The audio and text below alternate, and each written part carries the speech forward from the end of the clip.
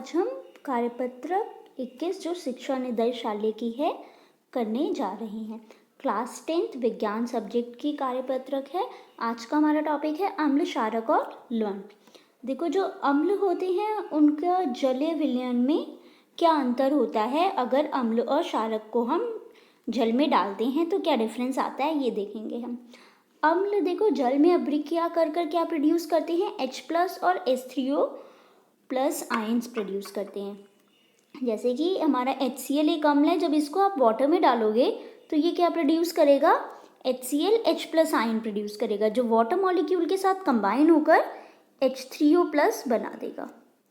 ठीक है, तो हमारा जलीय विलयन में क्या मिलता है, हमें H3O+ या H+ आयन मिलता है। अब देखिए, जल की अनुपस्थिति में HCl अणुओं से H आयन पृथक नहीं होता। तो HCl के अणुओं से आपको H+ नहीं मिलेगा अगर आप वाटर नहीं डालोगे तो जो H+ प्रोड्यूस होता है वो कब प्रोड्यूस होता है, जब हम वाटर ऐड करते हैं। हाइड्रोजन आयन स्वतंत्र रूप में नहीं रह सकते, लेकिन ये जल के अणुओं के साथ मिलकर रह सकते हैं। मतलब जो आपके H+ आयन्स हैं वो किसके साथ, वाटर के साथ क्या कर जाते हैं, मिक्स हो जाते हैं और क्या बना लेते हैं, H3O+ बना लेते हैं। तो हमें जब भी वाटर होगा तो हमें H+ ना मिलकर क्या मिलता है, H3O+ मिलता है। इसलिए हाइड्रोजन आयन को सदैव कैसे लिखते हैं, H+ या हाइड्रोनियम आयन से दर्शाया जाता है। ठीक है, तो ये रही उसकी रिएक्शन। अब देखो, जब क्षारक को हम जल में डालते हैं तो क्या मिलता है, हमें OH- आयन मिलता है। ठीक है, और जो भी बेसिस, जो भी क्षारक हमारे वाटर में डिसॉल्व हो जाते हैं, जल में घुलनशील होते हैं, उनको हम क्या बोलते हैं, क्षार कहते हैं, या इंग्लिश में एल्कली बोलते हैं। सो ये देखो रिएक्शन, देखो पोटेशियम हाइड्रोक्साइड है, ये क्या देगा वाटर में मिक्स जब डालोगे इसको, तो K+ और OH-। ठीक, सिमिलरली आपका मैग्नीशियम हाइड्रोक्साइड क्या देता है, Mg2+ और 2OH- आयन। नेक्स्ट है हमारा अम्ल और क्षारक को जल में मिलाने पर क्या होता है। जब भी आप जल में अम्ल और क्षारक को घोलने की प्रक्रिया अत्यंत ऊष्माक्षेपी होती है। जब आप अम्ल और या क्षारक को जल में डालोगे तो आप क्या देखोगे, इस रिएक्शन में, इस अभिक्रिया में क्या हो रहा है, बहुत ज़्यादा हीट निकल रही है। ठीक है, तो जिसमें हीट निकलती है उनको क्या बोलते हैं, हम एक्सोथर्मिक प्रोसेसेस बोलते हैं, या ऊष्माक्षेपी बोलते हैं।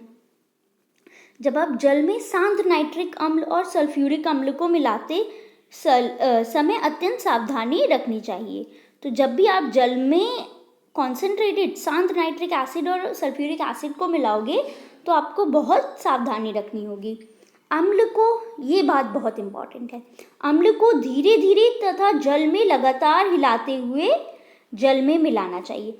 आप जैसे कि आपने यहाँ नीचे क्या ले लो, आप जल ले लो और थोड़ा थोड़ा अम्ल डालते रहो। ऊपर से आप क्या डालोगे, अम्ल डालोगे, ऊपर से अम्ल डालो और इसको मिक्स कर लो। फिर थोड़ा सांद्र अम्ल में जल मिलाने पर अत्यंत हुई ऊष्मा के कारण, अब देखो, अगर आप क्या करते हो, अगर आप सांद्र अम्ल में, मतलब नीचे आप क्या ले लेते हो, अपना अम्ल ले लेते हो, ठीक है, नीचे अम्ल ले लेते हो और उसमें फिर जल मिलाते हो, तो क्या होगा, तो इस रिएक्शन में बहुत ज़्यादा क्या निकलती है, ऊष्मा निकलती है, जिससे वो क्या हो जाता है, स्प्लैश आउट कर जाता है, बाहर निकल आएगा।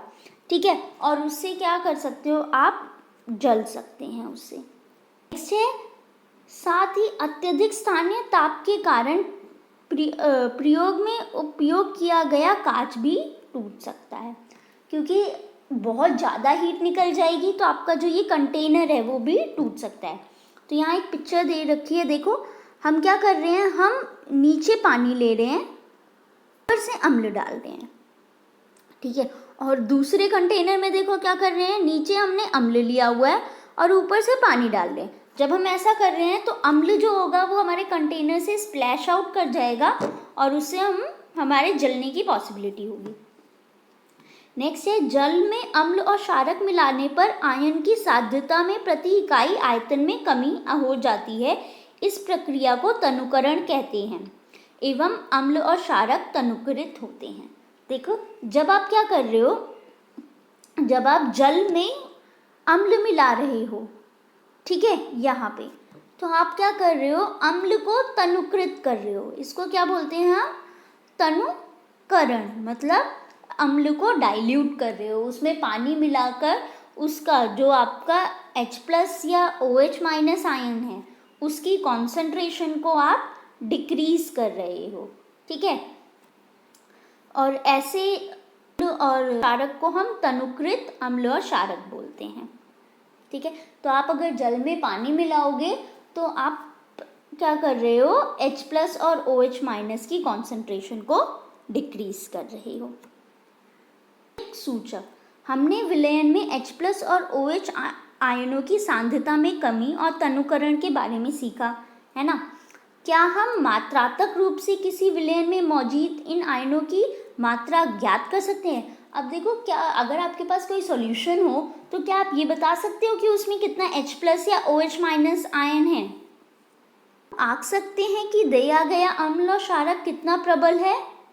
हम एक सार्वभौमिक संकेतक का उपयोग करके ऐसा कर सकते हैं जो कई संकेतकों का मिश्रण है। तो देखो, ऐसा करने के लिए हम क्या कर सकते हैं, कौन सा एसिड या बेस स्ट्रॉन्ग है या वीक है, ये करने के लिए हम क्या यूज़ कर सकते हैं, सार्वत्रिक सूचक यूज़ करते हैं। अब ये सार्वत्रिक सूचक क्या होता है उसको देखते हैं। सार्वत्रिक सूचक एक विलयन में हाइड्रोजन आयनों की विभिन्न सांद्रताओं पर भिन्न भिन्न रंग देता है।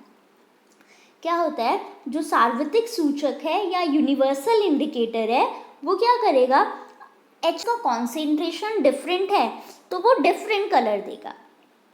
तो pH पेपर जो है वो भी एक सार्वत्रिक सूचक है, ठीक है, जो <7 पे डिफरेंट कलर देता है। अगर हाइड्रोजन आयन का कॉन्सेंट्रेशन <7 हो तो वो डिफरेंट कलर देता है। तो सार्वत्रिक सूचक एक विलयन में हाइड्रोजन आयनों की विभिन्न सांद्रताओं पर भिन्न भिन्न रंग दिखाता है। हम सॉल्यूशन में H+ और OH- की सांद्रता के बारे में जान सकते हैं। अब हम करेंगे अभ्यास के प्रश्न। अभ्यास प्रश्न, पहला प्रश्न है, अम्ल की जल के साथ अभिक्रिया करने पे कौन सा आयन उत्पन्न होता है? जब अम्ल जल के साथ अभिक्रिया करता है तो कौन सा आयन मिलता है, H+ या H3O+। देखो, HCl को वाटर में ऐड करा आपने तो आपको क्या मिलेगा, H3O+ और Cl-। तो अम्ल की जल के साथ अभिक्रिया करने पर हमें H+ और H3O- आयन मिलते हैं। जब कोई क्षार जल में अभिक्रिया करता है तो कौन सा आयन उत्पन्न होता है? जब क्षार जल में अभिक्रिया करता है तो जो हमारा आयन उत्पन्न होता है दैट इज योर Na+ और OH- आयन। तो वी गॉट हाइड्रोक्साइड आयन। देखो, अभी डिस्कस करा था हमने, अम्ल को तनुकृत करते समय हमें क्यों अनुशंसित करते हैं कि अम्ल को जल में मिलाना चाहिए, ना कि जल को अम्ल में। जल में अम्ल या क्षारक को घुलने की प्रक्रिया क्या होती है, ऊष्माक्षेपी होती है। जब भी आप जल को अम्ल में मिलाओगे तो क्या होगा, इसमें एक्सोथर्मिक प्रोसेस होती है। इसमें जो हीट प्रोड्यूस होती है, जो ऊष्मा निकलती है वो बहुत ज़्यादा निकलती है, जिससे आपका जो वाटर होगा वो क्या हो जाता है, स्प्लैश आउट हो जाता है, ठीक है। इसीलिए हम क्या करते हैं, हम जल नीचे लेंगे और उसमें एसिड डालेंगे थोड़ा सा और उसको घोलेंगे, फिर थोड़ा सा एसिड डालेंगे और उसको घोलेंगे। तो देखो, पढ़ते हैं इसको। जल में अम्ल या क्षारक को घोलने की प्रक्रिया अत्यंत ऊष्माक्षेपी होती है। जल में सांद्र नाइट्रिक अम्ल या सल्फ्यूरिक अम्ल को मिलाते समय अत्यंत सावधानी रखनी चाहिए। अम्ल को सदैव धीरे धीरे तथा जल को लगातार हिलाते हुए जल में मिलाना चाहिए। सांद्र अम्ल में जल मिलाने पर अत्यंत हुई ऊष्मा के कारण मिश्रण असफलित होकर बाहर आ सकता है। अब साथ ही अत्यधिक ताप के कारण प्रयोग में उपयोग किया जा रहा कांच का पात्र भी टूट सकता है। इतनी हीट निकल जाती है कि जो आपका ग्लास का कंटेनर होगा ना वो भी क्या होता है, ब्रेक हो सकता है।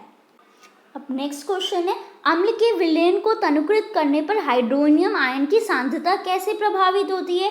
जब भी हम अम्ल को तनुकृत करोगे तो क्या होगा, आयन की जो सांद्रता होती है वो कम हो जाती है, उसकी सांद्रता में प्रति इकाई आयतन में कमी आ जाती है।